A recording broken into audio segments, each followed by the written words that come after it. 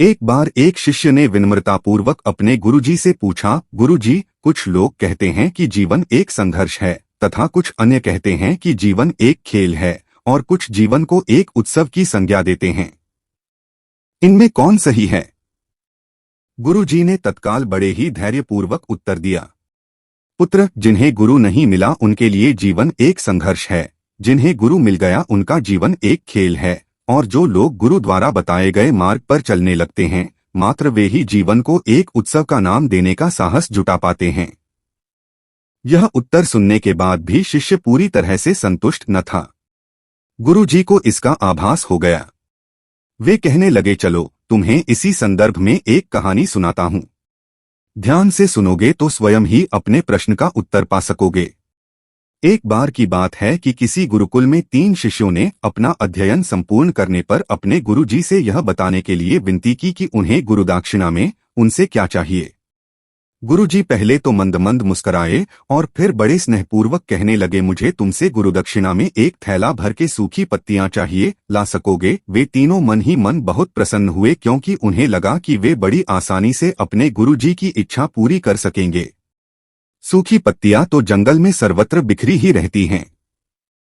वे उत्साहपूर्वक एक ही स्वर में बोले, जी गुरुजी, जैसी आपकी आज्ञा।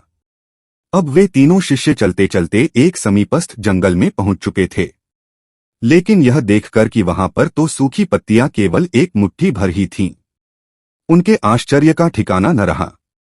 वे सोच में पड़ गए कि आखिर जंगल से कौन सूखी पत्तियां उठाकर ले गया होगा। इतने में ही उन्हें दूर से आता हुआ कोई किसान दिखाई दिया। वे उसके पास पहुंचकर उससे विनम्रतापूर्वक याचना करने लगे कि वह उन्हें केवल एक थैला भर सूखी पत्तियां दे दे। अब उस किसान ने उनसे क्षमा याचना करते हुए उन्हें यह बताया कि वह उनकी मदद नहीं कर सकता, क्योंकि उसने सूखी पत्तियों का ईंधन के रूप में पहले ही उपयोग कर लिया था। अब वे तीनों पास में ही बसे एक गांव की ओर इस आशा से बढ़ने लगे थे कि हो सकता है वहां उस गांव में उनकी कोई सहायता कर सके।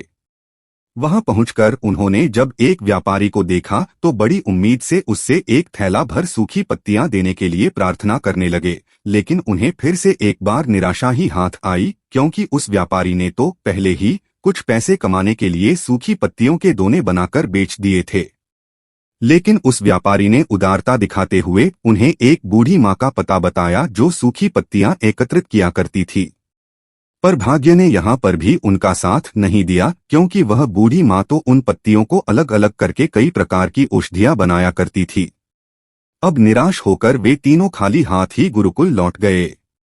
गुरुजी ने उन्हें देखते ही स्नेहपूर्वक पूछा, पुत्रों, ले आए गुरुदक्षिणा? तीनों ने सर झुका लिया। गुरुजी द्वारा दोबारा पूछे जाने पर उनमें से एक शिष्य कहने लगा, गुरुदेव, हम आपकी इच्छा पूरी नहीं कर पाए।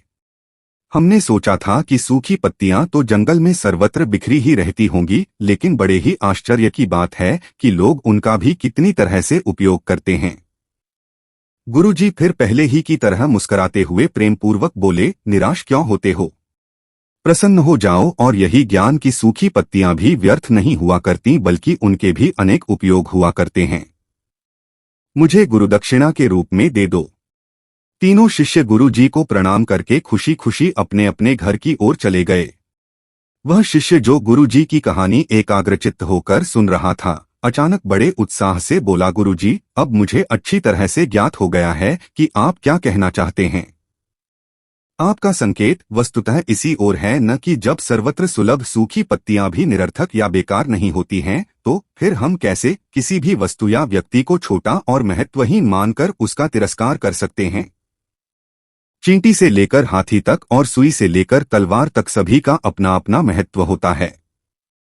गुरु जी भी तुरंत ही बोले, हाँ पुत्र, मेरे कहने का भी यही तात्पर्य है कि हम जब भी किसी से मिलें तो उसे यथायोग्य मान देने का भरसक प्रयास करें, ताकि आपस में स्नेह, सद्भावना, सहानुभूति एवं सहिष्णुता का विस्तार होता रहे और हमारा जीवन संघर्ष के बजाय उत्सव बन सके।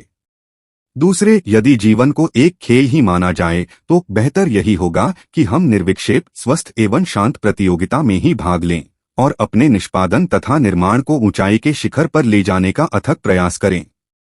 अब शिष्य पूरी तरह से संतुष्ट था।